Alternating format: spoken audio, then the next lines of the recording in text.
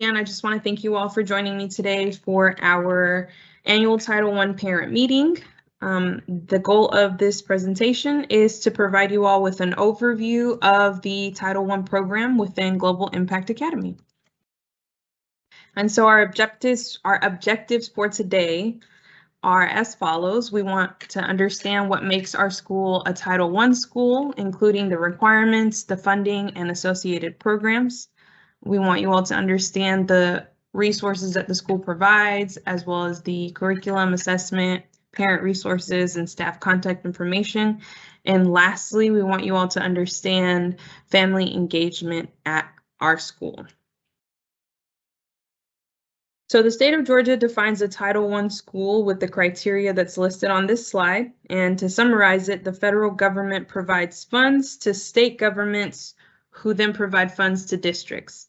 These funds help the students in lower socioeconomic status communities to meet school educational goals. And this is a requirement of ESSA, which is the Every Student Succeeds Act. So how is Title I parent and family engagement money spent? For starters, it provides me, Ms. Juarez, the parent liaison here at Global Impact. We also have our Parent Resource Center materials, such as the washer and the dryer that are available for our families to use, and if they need to wash, their laundry or their students' laundry. We also provide parent workshops, such as math, technology, English. We also can do workshops on STEM and curriculum night. Last year, I did workshops on math, science, and curriculum night. And we also provide supplemental academic materials such as paper, pens, backpacks. We have index cards in the resource room that are completely free for you all to benefit from. And we also provide professional development, and this is how our Title I parent money is spent. So how does our school participate in the Title I program? So it is a Title I school-wide program. And so with this, it provides a comprehensive reform strategy that's designed to upgrade the entire educational program in the Title I school. And the primary goal is to ensure that all students, particularly those that are low achieving, demonstrate proficient and advanced levels of achievement on state academic standards. The requirements for Title I are as listed on here to provide high quality curriculum and instruction. We are required to hold an annual Title I meeting with you all. We are required to provide family engagement, have a Title I committee, which I will be getting to more later on in the presentation today. It also is required for you all to be aware of your rights to know and annual evaluations that we do through surveys. Our goals here in Global Impact Academy is to increase both math and English on the Georgia milestones by 3% by May of next year. And so really simple, straightforward. Those are our goals for our school. So every school receives a grade, and most people come across this information when they're purchasing a home or seeing where they would like to move to. Most of the time when on home listings, you'll see on there what type of schools and if they have a grade. We currently do not have a grade here at Global Impact Academy since we are a new school and we have not had a graduating class yet. And so when that time comes, you'll be able to find the school's grade on this website listed here, the schoolgrades.georgia.gov. Our school uses the Standards Mastery Framework for their curriculum to ensure that all of the students are meeting mastery of the state standards, and those state standards are provided by GADEL, which is the Georgia Department of Education. And the standards mastery framework, a common experience for teachers is having students arrive at school with skill and knowledge gaps. A guaranteed and viable curriculum is meant to eliminate those gaps. In our standards mastery framework, learning architects prioritized specific standards to help identify the key need to knows and important to know and do's in core subjects in the grades K through 12. Having a guaranteed curriculum does not mean that we stop working to personalize instruction. However, it does mean that there are common goals for instruction in each grade level. And the example that it gives here is in math, we want to work to ensure that every 8th grader in the district graduates with a core set of mathematical skills that set them up for success in high school. And it gives us this breakdown that essentially a guaranteed and viable curriculum is one that is being taught in every classroom and can be taught in the time that is made available. And so what tests will your child be taking? So at Global, your students will be looking at taking the MAP assessment, which they just did. And that's a computerized test that pretty much lets them see where they are in their academic growth. They'll also be looking at doing the RITE score. And this is for grades 3 to 11 in Fulton County. We also have the PSAT, the Georgia Milestones Assessment, that's also known as GMAS, and lastly, the Access for ELLs for students that are in kindergarten through 12th grade. Infinite Campus. If you all would have not set up your Infinite Campus, I can definitely get you in contact with Ms. White. She is our data clerk at Global Impact Academy, and she can provide you with your student's ID number, which is something that is required in order to set that login up.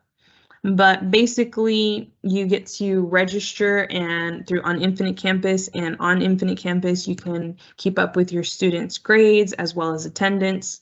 And you can also see other messages that the teachers may send in regards to your scholar. So if anyone needs Ms. White's information, I'm more than happy to provide that. Just send me an email and I'll be happy to put you in contact with her. So what is required by law for parent and family engagement? So they require that we provide a school family compact. And what I like to tell parents is the compact and the parent family engagement plan are both kind of like contracts, and they are made jointly with the parents, the teachers, and the students. And these are all documents that are required, and they're required to be updated every year. And so there's also a district parent and family engagement plan. And as I mentioned, it's required that the staff also work with Title I in order to develop all of these forms to make sure that they're as accurate and customized to each school. For those of you that would like to know where to locate, if you click on this link that is highlighted here in purple pink, that is the district's parent family engagement plan. The one for our school is listed on here. It's these that are showing these 5 sheets, and these will actually be going out soon with your students. So when you all receive these papers, these are for you to keep and to have at home. These are for your personal records. And there will also be a compact that looks at the goals that I just mentioned on the slide of math and English, increasing that by 3%, but also it lists the ways in which the school is going to be responsible for communicating with the parents and how the parents, what they're responsible for, as well as the students in order to reach that academic success. So what is a school family compact? It is an important document for our school. It's a document that's jointly developed with parents, staffs, and students that outlines a shared responsibility that is linked to learning outcomes that ensure increased academic achievement for all students. This is the A Parent's Right to Know. This is located in the handbook for this year, and it is also listed, the link, I have also linked it on there for you all if you want to download that and have a copy for yourself. And parents have many rights pertaining to their students and what they have a right to know about their students' teachers. The rights are outlined in the district's code of conduct in the discipline handbook, and it asks that you all take a moment to read through the rights that you have as a parent, and additionally, please take the opportunity to complete the electronic acknowledgement page of the handbook. So what opportunities does Global have for family engagement? So I put out an email to all of my teachers asking them if there was anywhere that parents could come in and provide their support. And so our counselor, Ms. Gibson, is more than happy to have you all come in. She has started an initiative that just took place yesterday, and it was really amazing. Perhaps some of your students came home and told you all about it. But essentially, we're wanting to recognize all of the students' birthdays by month. And so yesterday we recognized our students of the month of August, and we, at the end of their advisement, we had a little bags out with some trinkets in there for them. We gave them a cookie. We allowed them to have the last 30 minutes of the advisement period to just hang out amongst themselves, get to know their other fellow August birthday and also to play Uno cards. They got to play Connect 4, and they really, really enjoyed it. So Miss Gibson is always available to have parents. There was a parent that came in and helped her with the birthday cards because they all got a card, you know, saying happy birthday. We also have the Title I committee, which I'm hoping I can have some support from you all, and I will get more into that committee in the next slide. We also have unpacking supplies for the science teachers. There's a science teacher who has some chemistry equipment that needs to be unpacked. She actually just emailed me, however, and informed me that she's out of space in order to store them. So she's going to get back to me when she finds the space to have the rest of the equipment stored. However, next week, I was made aware by Ms. Jones that she is looking for any parents that would like to come in and do mock interviews with her digital technology students as they just finished their unit that talks about employment. And so if any of you all are interested, she has 3 days that those mock interviews would be happening next week on Wednesday, Thursday, and Friday. And from what I see on here, Thursday and Friday we have morning times available from 10:50. Friday we have morning times available at 11:37. And on those days they have interviews going on all the way till the end of the day. On Wednesdays, she has availability for the interviews from 2:25 to 3:55. So if any of you are interested in coming in and helping out Ms. Jones with the digital technology mock interviews, I'm sure she would greatly appreciate it. Ms. Hill Jones from healthcare also is in need of some mock interviews with the students. I helped her with those last year, and they're actually a lot of fun because we genuinely put the kids through an interview, you know, process, and they have to come dressed appropriately, and we get to give them, you know, our feedback. And that's a great way for everyone to come in and get to know the teachers as well as give of their time and engage with the school. So if anyone is interested in that, please send me an email. Both Ms. Jones and Ms. Hill Jones would be more than happy to have you all come in and help. How responsive will the school be to your questions when the staff is contacted? So staff have 24 working hours to respond to your emails or concerns. If you contact one of the staff members during the weekends, we ask that you please be aware that your response will be given at the start of the work week. However, if you are pressed to get in contact with one of our teachers and you need, you know, something quicker than a 24-hour turnaround time, you are always welcome to email me or contact me. I have my information listed on here.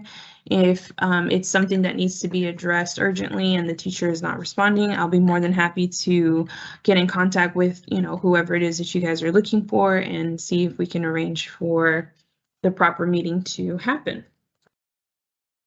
So as I mentioned earlier, one of the requirements for Title I is also to have a Title I committee. And as of right now, I have one parent who has shown interest in being a part of that committee. However, we are open to as many parents that would like to be a part of it. And this committee is very simple. We would only meet once for this semester and once at the end of the year. And basically with that committee, we are looking to have those members come on board and give their suggestions for the types of resources that we should have in the room, workshops that you all may feel would benefit you all as parents, as well as what types of resources I can provide you all within those workshops. And so this is all a great way to get involved if you're trying to be involved in the school, but you don't perhaps want to fully commit to something that may require you to be gathering every month or so. This is a great committee. Like I said, we would only meet twice in a year, and really it's very laid back, just, you know, looking for ways that I can, as Title I representative, actually help get these funds used in ways that are actually going to benefit you all as parents. So if anyone is interested after this presentation, I am hoping to see if anyone's interested in joining the committee in order to just have a quick meeting about any suggestions that they may have. So if anyone is interested, please feel free to hang on after the last slide that is coming up, which is basically to wrap up our meeting for Title I. And with that, I ask if you all could take this survey. As mentioned earlier, a lot of Title I is also, we work off of the data that we get based off of the surveys that the parents fill out, the students fill out, as well as my teachers. And so these surveys are very important in order for us to understand the effectiveness or if there's anything that needs to be made improved on. If you're not able to click on the link or scan, perhaps you're using your phone to see this presentation, that's not a problem. I always follow up my meetings and workshops with a follow-up email where I always list the survey as well as any of the information, such as Ms. White's contact information, the data clerk, I'll be putting that in there, and the opportunities for volunteering, as well as the link in order to be cleared for volunteering. And so at this time, I wanted to open the floor and see if anyone had any questions